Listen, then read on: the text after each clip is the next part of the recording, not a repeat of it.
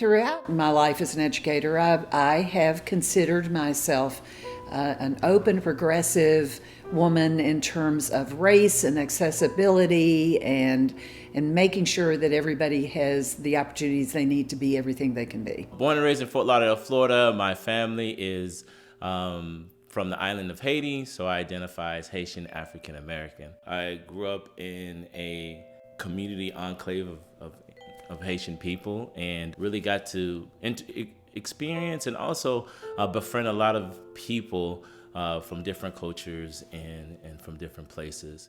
So I get recruited to play football at this small institution in Tennessee, and I got involved with BSA, Black Student Association. Back then, now it's called Black Student Alliance, and also was doing football. I was doing SGA, Student Government Association. So I was really involved on campus, and so I remember my peers, my white peers, would talk about like how much they loved the institution, how much the institution meant to them, and how the institution made them feel like they belonged. And I remember sitting there thinking like, why don't I feel that way? I'm not feeling that way. I was responsible for the health and safety and extracurricular life, the out-of-classroom existence of students on campus. In 2007, while I was dean there, a series of racial incidents happened on campus. One involved sending the Confederate flag up our iconic landmark administration building. One involved painting swastikas on parking lots. But the worst one was one that actually targeted a freshman African immigrant student. They would put bananas in front of his door.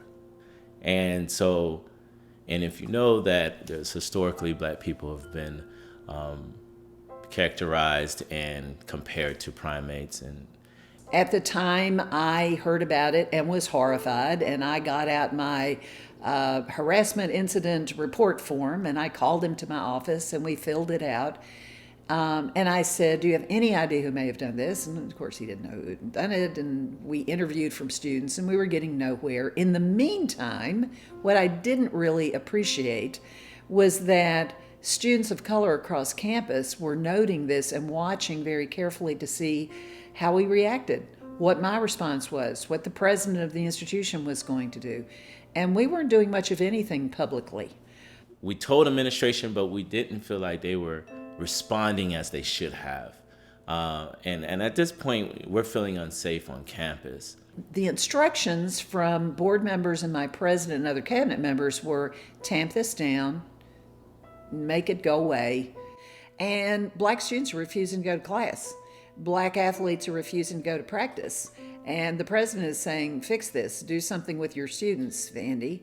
She responded in a way we didn't wanted to hear. Like, she said all the wrong things in our minds, and which led to a town hall meeting where the institution and the campus as a community had to figure out, what are we going to do about this and where do we go from here? The town hall meeting went on for hours and hours and hours. And students shared things that none of us had ever heard before. And I think all of us were shocked to find out that our students of color were not feeling particularly safe or happy or welcomed on our campus or in our town. And that was just something we had never considered there. So moving forward, I had sent memos to the students and said, stop boycotting classes, get back into classes. It's time to get things back to normal. We're dealing with this, move on, move on, move on. And what I realized is that they were in no position to move on. So Paula McGee, the director of our diversity programs, brought the president of the Black Student Alliance to my office, and it was Colber Prosper.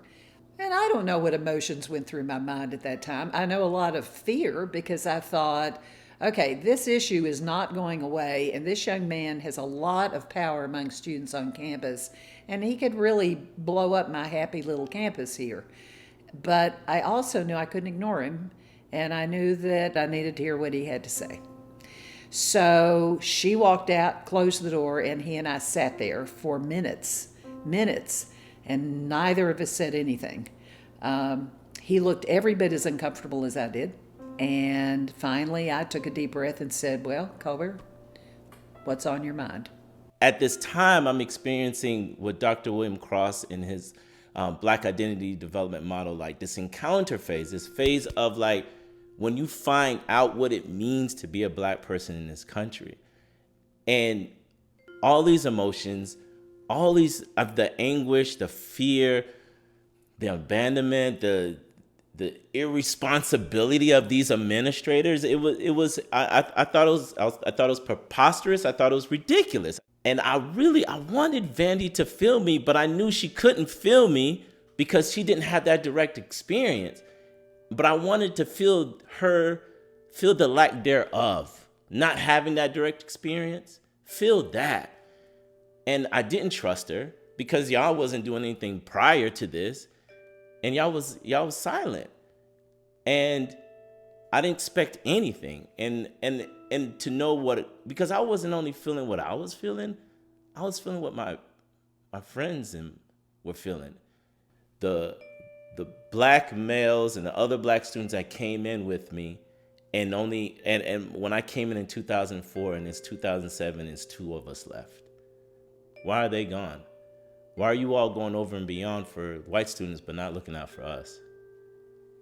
So I'm thinking about all of this as I'm looking at Vandy, or not trying to look at her, because I'm like literally fighting back tears.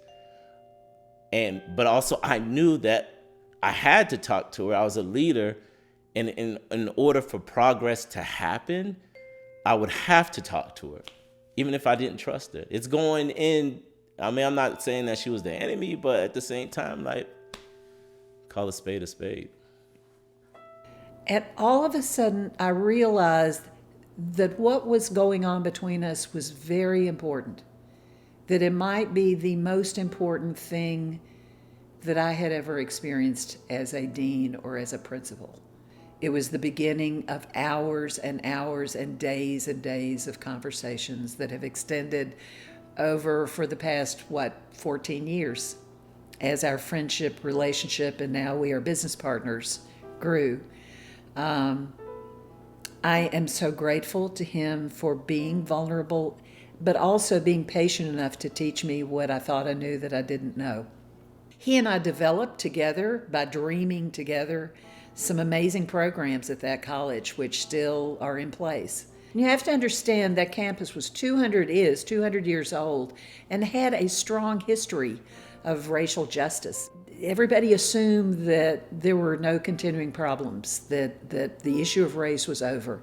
And what we've all learned in the last 14 years, all of us, is that that's simply not the case. And so there's a real reckoning in our country when it comes to these issues. White supremacy is a thing, and we need to deal with it as a country. And the research is clear. It's clear when it comes to, especially the implicit bias work that we've done, that the only way to really change this is to have close, meaningful, deep relationships with people who are different from us. So when we think about this from a reduction of prejudice, there are 3 mechanisms. 1 is knowledge of the other group. 2, having that knowledge and being communing with that other group reduces the anxiety of contact of that other group. And then 3, it increases your empathy and your ability to see the perspective of the other group. And those working together reduces prejudice. And if we can reduce prejudice, we can reduce health disparities, housing segregation, and which will get us to what we believe in value in this country.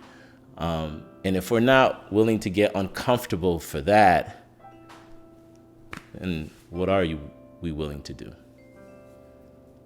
Colber once looked at me when we were driving around, and he said, "Do you feel like you're doing God's work when you're doing this?" And I looked over at him and I said, "Absolutely.